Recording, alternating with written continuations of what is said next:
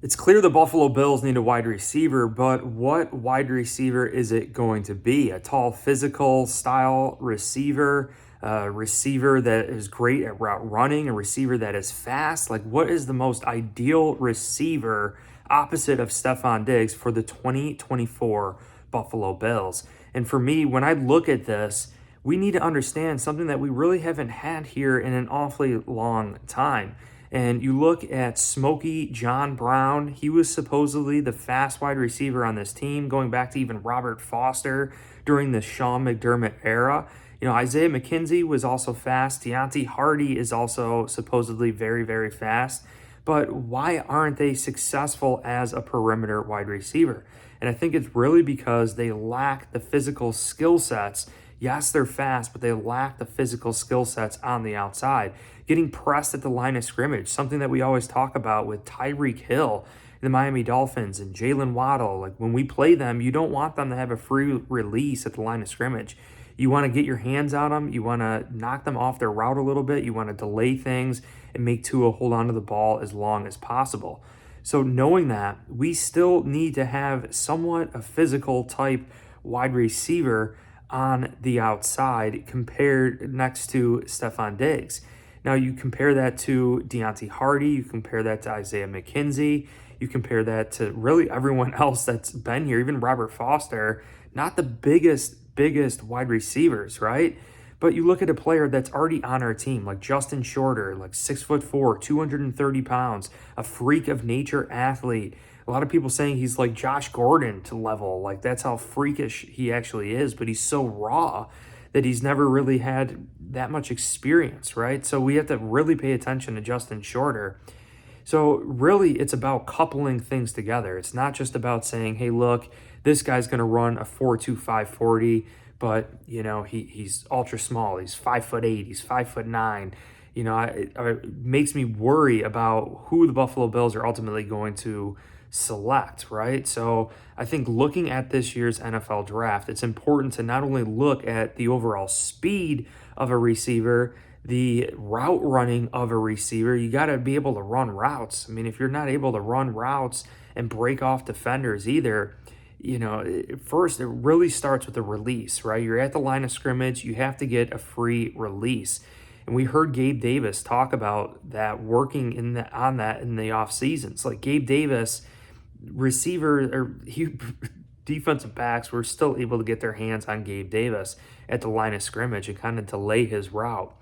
So I think we need to have someone with a quick release off the ball that's a great route runner, that has size and has speed, an all-purpose wide receiver. That is what defines a number one wide receiver in the NFL. And they need to fine-tune their craft. Like, they need to actually do, something that's just next level, absolutely next level. So really looking at all the wide receivers coming out, we're going to be diving into all the top players, all the top names. My previous video yesterday, I talked about trading the bank for Marvin Harrison Jr., even if it's like a first-round pick next year, whatever it is. Why not go up, even though this wide receiver class is ultra deep, go up, get the best wide receiver coming out in a long freaking time here. I think he's the most polished. He's the most ready to go. We've seen it with the Bengals, with T. Higgins, Joe Burrow, like Jamar Chase, right? Tyler Boyd, that whole crew, how dynamic of a threat that actually is.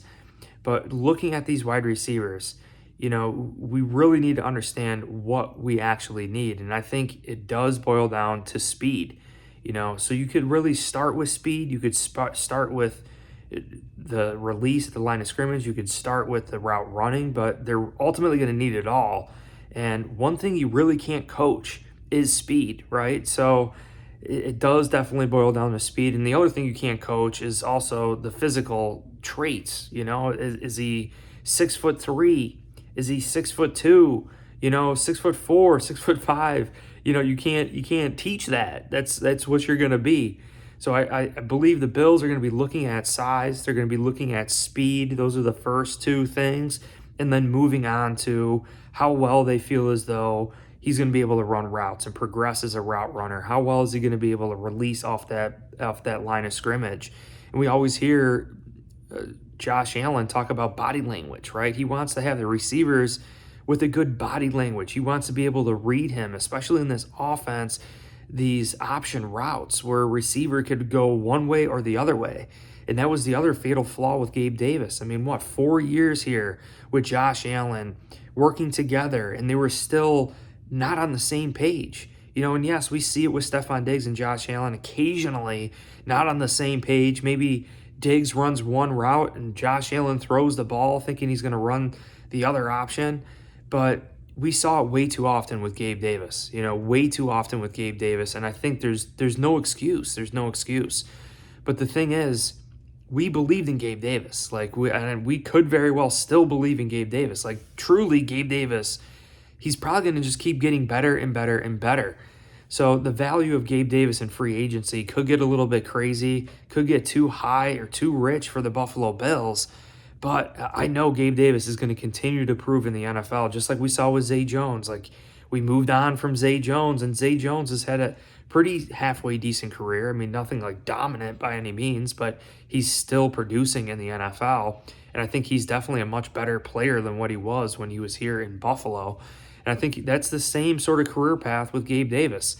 So just looking at what the Bills have had in the past, having two dynamic wide receiver threats here in Buffalo, especially one with speed, with the physicality, the jump ball ability, not like Diggs. Diggs is still a little bit smaller. He's definitely a better route runner. He's quick. He's agile.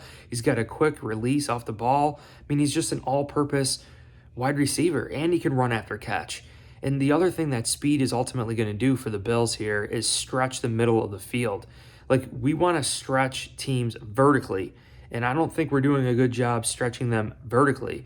So when you stretch them vertically, that defense gets stretched thin, and it starts creating more lanes, more openings in the middle of the field for Dalton Kincaid, for Khalil Shakir. Complimentary football. How many times did we hear Dan Orlovsky complain about Ken Dorsey's offense, saying you need to start running routes that help develop other routes. You start picking apart a piece of a defense so that it opens up another part of the defense. So we really need to start focusing in on that. And I don't know if we necessarily had the right wide receiver last year to do it. So getting into all these wide receivers that are coming out, I'm looking at the size, I'm looking at the speed. Those are my two top traits. And then I'm going to also look at, how fast they move their feet. How many steps are they taking before they run their routes? Are they a really long strider? Are they a short strider? Got to take a look at all those things plus the interviews. But I appreciate you guys all so much. If you enjoyed this video, make sure you hit like, subscribe. That's how you're going to support me for my efforts for keeping this channel alive. Also, check the link in the description for Course Careers. They have partnered with employers in the United States. Once you pass their online certificates, employers will reach out to you and hire you for $70,000, $80,000 remote job. Appreciate you guys. Hit like, subscribe, and go Bills.